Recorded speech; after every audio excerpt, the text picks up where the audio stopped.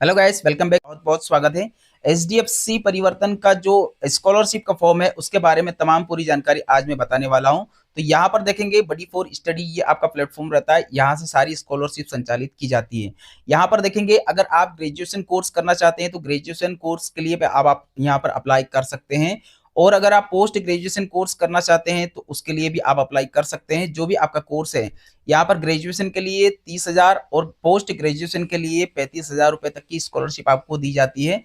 यहाँ पर आपकी जो डेट दी गई है इसमें 30 अक्टूबर 2025 तक आप अप्लाई कर सकते हैं। इसके बाद में यहाँ पर देखेंगे अगर आप first year, second year, final year कोई से भी आप रनिंग कोर्सेज वाले हैं तो भी आप अप्लाई कर सकते हैं। कंप्लीट इस वीडियो में यही जानकारी आज मैं बताने वाला हूँ। जैसे आप यहाँ पर अप्लाई वाले ऑप्शन के ऊपर क्लिक करते हैं तो तमाम जितने भी कोर्सेस है वो आपके सामने दिख जाएगा।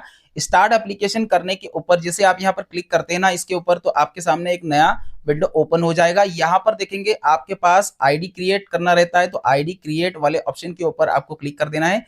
जैसे आप इसके ऊपर क्लिक करते हैं तो आपके पास एक नया विंडो ओपन हो जाएगा। यहाँ पर एक नया जो है प्लेटफॉर्म ओपन हो जाएगा। यहाँ पर आपका नाम, सबसे पहले नाम आपको यहाँ पर देना है, लास्ट नेम यहाँ पर देना है। इसके बाद में जीमेल आईडी आपको यहाँ पर टाइप करना होगा, आपका मोबाइल नंबर यहाँ पर टाइप करना होगा।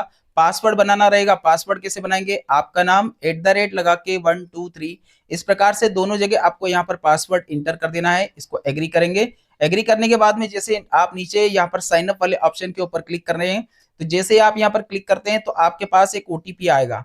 जो आपने मोबाइल नंबर दिया उसी पर एक ओटीपी आएगा। उस ओटीपी को आपको यहाँ पर सबमिट कर देना है। जैसे आप सबमिट वाली बटन के ऊपर क्लिक करते हैं तो यहाँ पर आपका जो भी जेंडर है वो आपको सेलेक्ट करना होगा। कौन से राज्य से बिलोंग करते हैं, ऑल इंडिया के लिए है तो आप यहाँ पर अपना राज्य चुनेंगे। इसके बाद में यहाँ पर जो कोर्सेस आप पढ़ चुके हो, जैसे आप ग्रेजुएशन कर रहे हो और आपने जो है 12th पास आउट हो, तो यहाँ पर 12th पास आउट करना रहेगा। अगर आप पोस्ट ग्रेजुएशन के लिए अप्लाई कर रहे हो तो यहाँ पर आपको ग्रेजुएशन पास आउट दिखाना होगा। तो इस प्रकार से आपको, जैसे ग्रेजुएशन कोर्स से हमारा चल रहा है तो यहाँ पर हमें दिखाना रहेगा 12वीं पास, ठीक है। तो यहाँ पर ग्रेजुएशन कोर्स के है, पोस्ट ग्रेजुएशन जो भी आपका कोर्स है, आपके अनुसार, आपकी कंडीशन के अनुसार, आपकी सिचुएशन के अनुसार आपको यहाँ पर सेलेक्ट करना होगा। हमने यहाँ पर कर रहे हैं, हम 12वीं पास कर रहे हैं ताकि हम यहाँ पर ग्रेजुएशन कोर्स के लिए अप्लाई कर सकें।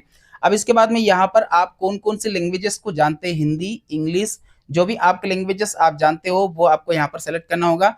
क्या आप पर्सनल डिसेबिलिटी में आते हो, अगर आते हो तो यस करें, नहीं तो इसे छोड़ देना है। यहाँ पर अपडेट जानकारी, इसके ऊपर आपको क्लिक कर देना है। जैसे आप अपडेट वाले ऑप्शन के ऊपर क्लिक करते हैं तो पूरी जानकारी सबमिट हो जाएगी। सबमिट होने के बाद वापस से आपको यहाँ पर अप्लाई वाले ऑप्शन के ऊपर फिर से एक बार क्लिक करना होगा। जैसे आप यहाँ पर इसके ऊपर क्लिक करते हैं तो आपका जो विंडो रहती है जहां से आप पूरा फॉर्म को सबमिट करते हैं वो आ जाएगा इस प्रकार से। अब यहाँ पर देखिएगा, लास्ट एग्जाम जो आपने 12वीं पास किया है वो 55% से ऊपर होना चाहिए, 55% से नीचे नहीं होना चाहिए लास्ट एग्जाम, ठीक है। यहाँ पर आपकी जो फैमिली इनकम है 2.5 लाख से कम की होनी चाहिए, तो आप यहाँ पर अप्लाई कर सकते हैं। दोनों जगह आपको यस करना रहेगा। चेक एबिलिटीज के ऊपर क्लिक करेंगे, यस आप अप्लाई कर सकते हो, ओके करेंगे। ओके करने के बाद यहाँ पर सबसे पहले आपका आधार कार्ड को वेरिफिकेशन करना रहेगा। आधार कार्ड वेरिफिकेशन कैसे होगा वो आपको समझ लेना है। स्टेप बाय स्टेप पूरी जानकारी बता रहा हूँ। देखिए, यहाँ पर आपका जो 12 अंक का आधार कार्ड नंबर है वो इंटर करना रहेगा। इसे नेक्स्ट करना रहेगा। नेक्स्ट करते हैं, एक ओटीपी आपके मोबाइल पर आएगा, रजिस्टर्ड मोबाइल पर, उसको आपको यहाँ पर सबमिट कर देना है। जैसे आप यहाँ पर सबमिट करते हैं तो एक पिन जनरेट करना रहेगा। पिन में ध्यान रखिएगा 1 2 3 4 5 2 2 3 3 इस प्रकार से नहीं करना है, कुछ यूनिक नंबर आपको देना रहेगा। जैसे मैंने यहाँ पर, मैं आपको बता रहा हूँ, आप चाहें तो ऐसे ही कर सकते हो 505050। और एक बात का ध्यान रखिएगा, जब आप यहाँ पर अप्लाई करेंगे इसमें नंबर डालेंगे तो वो दिखेगा नहीं, आपको इनविजिबल रहता है, ठीक है। तो यहाँ पर 50505050 इस प्रकार से, या 404040 इस प्रकार से आप अपने अनुसार आपको देखना है। मतलब मैं आपको बता रहा हूँ कैसे करना है। यहाँ पर देखिए हमने पूरा जानकारी कंप्लीट कर लिया। यहाँ पर डन वाला ऑप्शन जो है ये हाईलाइट हो गया। इसको कंप्लीट करने के बाद यहाँ पर देख सकते हैं इसमें पूरी जानकारी आपके सामने, ये जो ऑप्शन दिख रहे हैं ना इन सबको आपको ओपन करना रहेगा। तो यहाँ पर ड्राइविंग लाइसेंस अगर आपके पास हो तो यस करें, नहीं तो छोड़ देना है। लास्ट एग्जाम जो भी है आपकी उसे आपको यहाँ पर अप्लाई कर देना है। इसके बाद में यहाँ पर नीचे आएंगे तो पर्पस वाले ऑप्शन के ऊपर क्लिक कर देना है। पहले आपको यहाँ पर डेट देख लेना है। डेट का मतलब ये है कि आपका जो यहाँ पर आपने 1 महीने से आगे की आपको डेट यहाँ पर डाल देना है। इसके बाद में यहाँ पर देखेंगे, अब पर्पस में आपको यहाँ पर आपको एजुकेशन सेलेक्ट कर लेना, अलाउ करेंगे। जिससे आप अलाउ करते हैं डिजी लॉकर की जो प्रोसेस है वो आपको यहाँ पर देखने को मिल जाएगा। आपका डिजी लॉकर और आधार की डिटेल दोनों एक जैसी यहाँ पर आपको मिलेगी। इसमें कुछ डिफरेंस रहता है, आपने जो फॉर्म भरा है उसका अलग रहता है, आपने जो आधार कार्ड है वो क्या रहता है। ये पूरी जानकारी आपकी यहाँ पर वेरीफाई हो जाएगी। वेरीफाई होने के बाद इसे ओके कर देना है। अब ओके करने के बाद में देखिएगा यहाँ पर आपका जीमेल आईडी को वेरिफिकेशन करना जरूरी है। अपनी जीमेल आईडी को वेरिफिकेशन करना है तो कैसे करेंगे, जीमेल आईडी के ऊपर आपको क्लिक करना रहेगा, यहाँ पर वेरीफाई जीमेल इसके ऊपर क्लिक करना रहेगा। जैसे आप यहाँ पर क्लिक करते हैं तो क्लिक करने के बाद में यहाँ पर आपके सामने एक एक ओटीपी आपके पास आएगा। जीमेल पर ही जीमेल पर एक ओटीपी आएगा, उस ओटीपी को आपको यहाँ पर सबमिट कर देना है। ठीक है, जो ओटीपी आपके पास जीमेल पे आया उसे यहाँ पर सबमिट किया, आपकी जीमेल आईडी सक्सेसफुली अपडेट हो चुका है, सक्सेसफुली आपका यहाँ पर पूरा प्रोसेस हो चुका है। अब यहाँ पर जो इंडिविजुअल जानकारी में आपका नाम, इसके बाद लास्ट नेम क्या है, ये तमाम पूरी जानकारी आपको देखने को मिल जाएगी। Gmail ID, mobile number, alternate number दूसरा आपको किसी का डालना रहता है। ठीक है, जो अल्टरनेट नंबर घर में से किसी का, व्हाट्सअप नंबर आपका डाल देंगे। यहाँ पर जन्म तारीख, जेंडर क्या है, इसके बाद में जो कैटेगरी आपने दिया था चाहे तो आप यहाँ से चेंज कर सकते हैं, इसके बाद ड्रॉप करके। ठीक है, इसके बाद में यहाँ पर आधार कार्ड आपका वेरीफाई हो ही चुका है। अपनी जो फैमिली इनकम है, जो फैमिली की आय कितनी है वो आपको यहाँ पर इंटर करना रहेगा। पर्सनली डिसेबिलिटी, अगर आप 40% से ऊपर अगर डिसेबिलिटी में आते हैं तो आपको यहाँ पर कुछ दिखाना होगा, नहीं तो इसे नो कर दीजिएगा, कोई प्रॉब्लम नहीं। ठीक है, अब बात करते हैं यहाँ पर, थोड़ा सा यहाँ पर आपको ध्यान देना है। आपके माता या पिता दोनों जीवित है तो आपको यहाँ पर बोथ पेरेंट अलाव इसके ऊपर क्लिक करना होगा। और अगर इनमें दोनों में से अगर एक अगर है जिंदा है और अगर एक की अगर किसी कारण से आकस्मिक मृत्यु हो गई है तो आपको सिंगल पेरेंट अलाव ऐसा करना रहेगा। दोनों ही जीवित है तो आपको बोथ पेरेंट अलाव इसके ऊपर क्लिक करना रहेगा। ठीक है, तो इस प्रकार से आप दोनों जानकारी आपको यहाँ पर देख लेना। आपको छोड़ करके आपके कितने भाई बहन है वो आपको दिखाना रहेगा। आपको स्वयं को छोड़ करके 2 भाई बहन है, 1 है या 2 है, कितने भी जो भी है वो आपको यहाँ पर दिखाना रहेगा। तो इस प्रकार से ये पूरी जानकारी आपको सबमिट कर देना। अब यहाँ पर आपका जो एड्रेस है, एड्रेस में आपका स्टेट डिस्ट्रिक्ट क्या है, इसके बाद में आपका तहसील कौन सा लगता है, पिन कोड क्या है, यहाँ पर स्वयं का मकान है या फिर किराए से रह रहे हो। तो अगर आपका परमानेंट एड्रेस पे स्वयं का मकान है और करेस्पॉन्डेंस जहाँ पर आप किराए से रह रहे हो उसकी जानकारी भी दे सकते हो। और दोनों ही जानकारी अगर आप यहाँ पर एक जैसा रखना चाहते हैं तो यहाँ पर सेम एस एड्रेस के ऊपर क्लिक करके आगे बढ़ेंगे। एजुकेशन की बात करें, यहाँ से आपको बिल्कुल भी स्किप नहीं करना है अगर फॉर्म सही से भरना है तो।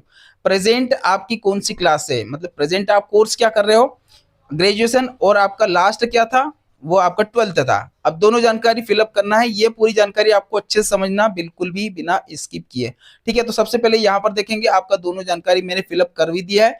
अब मैं आपको बता देता हूँ कि कैसे करते हैं।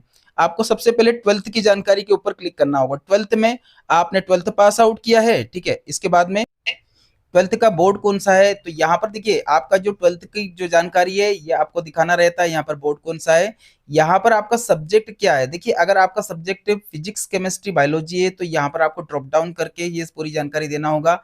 फिजिक्स केमिस्ट्री बायोलॉजी है या फिजिक्स केमिस्ट्री मैथमेटिक्स है, जो भी आपका यहाँ पर कोर्सेस लगते हैं इनमें से अगर आपका कॉमर्स वगैरह है तो आप इनके अलावा कुछ हो आपका दूसरा कोर्स तो आपको यहाँ पर अदर वाला ऑप्शन भी रहता है, लेकिन ये कुछ इनमें से कोर्स हैं तो आप यहाँ पर सेलेक्ट करेंगे। ठीक है, तो यहाँ तक पूरी जानकारी आपने समझ लिया। अब इसके बाद में मान लो इसके बाद हमने यहाँ पर फिजिक्स केमिस्ट्री बायोलॉजी किया, इसके बाद में कौन से स्टेट से किया, कौन सा डिस्ट्रिक्ट से आपने आपका जो है कोर्स आपने 12वीं पास किया है और कौन से स्कूल से किया है, तो ये स्कूल का नाम भी आपको यहाँ पर इंटर करना रहेगा। अब बात करते हैं यहाँ पर कि आपका जो लास्ट जो आपने एग्जाम पास आउट किया है वो कौन से ईयर में किया है, वो ईयर यहाँ पर दिखाना होगा, यहाँ पर रोल नंबर डालना होगा। अब यहाँ पर आपका मार्क्स की बात करें तो कितने नंबर आए हैं और कितने में से आए हैं, तो कितने में से आए हैं वो भी आपको इसमें मिल जाएगा आपकी मार्कशीट में। टोटल परसेंटेज जो भी रहती है वो काउंट होकर के ऑटो सेशन में आ जाती है, यहाँ पर आपको सेव कर देना। ये प्रोसेस तो बड़ी इजी थी। अब आपको जो ग्रेजुएशन की जो प्रोसेस है वो आपको समझ लेना है। ग्रेजुएशन के जो कोर्सेस रहते हैं ना, यहाँ पर देखेंगे आपका कोर्स, सबसे पहले तो सर्वप्रथम आपको अपना कोर्स आपको यहाँ पर चॉइस करना रहेगा। अगर आपका कोर्सेस इनमें से कुछ नहीं आता है, जो कोर्सेस दिए गए इनमें से नहीं मिलता है तो आप अदर भी कर सकते हैं, मैं आपको आगे दिखाऊंगा। यहाँ पर जो कोर्सेज दिए जैसे हमने यहाँ पर अदर किया तो अदर करने के बाद यहाँ पर आगे देख सकते हैं यहाँ पर हमने अदर किया, इसके बाद में यहाँ पर आगे इसमें आपको लिखना रहेगा, टाइप करना रहेगा कि आप कौन सा कोर्स कर रहे हो अदर में। ठीक है, इस प्रकार से आप मान लो अगर आप बी फार्मेसी वगैरह कुछ कर रहे हो तो आप यहाँ पर दिखा सकते हैं। तो यहाँ पर आपका जो कोर्स का टाइप है प्रोफेशनल कोर्स है तो वो भी दिख जाएगा। अब बात करते हैं ड्यूरेशन की, आपका जो कोर्स का ड्यूरेशन कितना है, 1 साल का, 2 साल का, 4 साल का, 5 साल का, कितने ड्यूरेशन है ये आपको यहाँ पर दिखाना रहेगा, है ना। यहाँ पर देख सकते हैं इसमें 1 4 5 2 भी है, ठीक है। अब यहाँ पर आपके सामने इंस्टीट्यूट का टाइप क्या रहेगा, आप गवर्नमेंट या फिर गवर्नमेंट एडेड या फिर प्राइवेट, इनमें से कौन सा टाइप है आपका, वो दिखाना रहेगा। अब यहाँ पर आपको ध्यान देना, यही तो मैं आपको बताना चाहता हूँ, ग्रेजुएशन आप कर रहे हो, करंट आपका ईयर कौन सा है, आपका सेकंड ईयर हो तो सेकंड ईयर में फॉर्म डाल सकते हो, थर्ड ईयर हो, फोर्थ ईयर हो, कोई इसमें भी हो, आप अपना फॉर्म यहाँ पर आवेदन कर सकते हैं। इसमें ऐसा कोई बाउंडेशन नहीं है कि फर्स्ट ईयर होना जरूरी है। यहाँ पर इसमें पूछा गया है कि graduation current academic year session, अभी आपका कौन सा करंट एकेडमिक सेशन है वो आपको दिखाना है। इसके बाद में यहाँ पर आप देख सकते हैं प्रिंसिपल का नाम, इसके बाद में यहाँ पर मध्य प्रदेश जो भी आपका स्टेट है वो सेलेक्ट करेंगे। यहाँ पर आप कौन से जिले से, कौन सी संस्था से आप कर रहे हैं, तो जिले का नाम और संस्था का नाम ये दोनों आपको यहाँ पर सेलेक्ट करना रहेगा। संस्था का नाम कभी कभी नहीं मिलता है ना, तो उसमें भी अदर का ऑप्शन दिया गया है, यहाँ पर आप ड्रॉप डाउन करके ले सकते हो।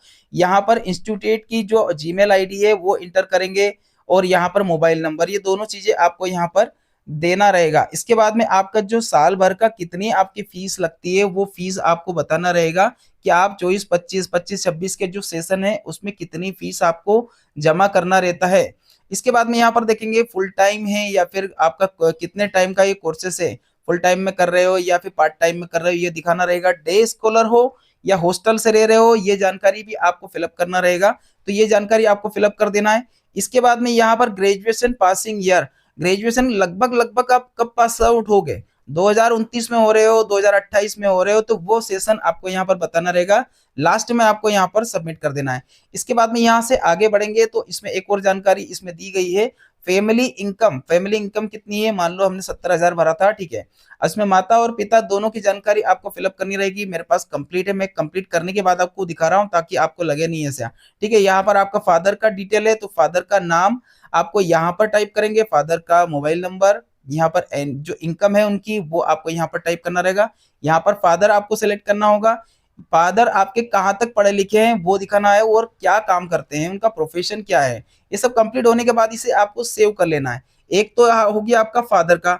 इसके बाद मदर का, तो मदर की बात करें तो इसमें यहाँ पर आपको समझ लेना है, मदर का नाम, मोबाइल नंबर, यहाँ पर इसमें 0 कर देना है, ठीक है।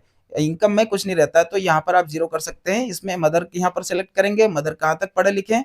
और आगे देखेंगे इसमें हाउस वाइफ आप कर सकते हो, हाउस वाइफ का इसमें ऑप्शन रहता है, अगर कोई जॉब करते हैं कुछ काम करते हैं तो वो दिखा सकते हो आप, नहीं तो हाउस वाइफ का भी ऑप्शन रहता है। बात करते हैं डॉक्यूमेंट की, डॉक्यूमेंट की बात करें तो इसमें आप अपने मोबाइल से भी इस फॉर्म को भर सकते हो, क्योंकि इसमें आपका जो एमबी रहता है वो 20 केबी से लेकर के 2 एमबी तक की फाइलों को एक्सेप्ट करेगा। लेकिन ध्यान देना है जब आप मोबाइल से फॉर्म भरोगे ना तो थोड़ा सा इसमें ध्यान देना कि आप कौन सी फाइल को कहाँ अपलोड कर रहे हो, नहीं तो आप गलत फाइल अपलोड करते हो तो पूरा फॉर्म गलत हो जाएगा। यहाँ पर आपका अपना जो फोटोग्राफ है वो अपलोड करेंगे, दोनों तरह से, दोनों प्रकार से आपको जो आधार कार्ड लगा रहे हो तो आधार कार्ड लगाएंगे दोनों प्रकार से, है ना। इसके बाद में यहाँ पर 10th और 12th दोनों की मार्कशीट आपको अपलोड कर देना है। यहाँ पर प्रीवियस ईयर की मार्कशीट में आपका जैसे 12वीं है तो 12वीं ही अपलोड वापस से करना रहेगा।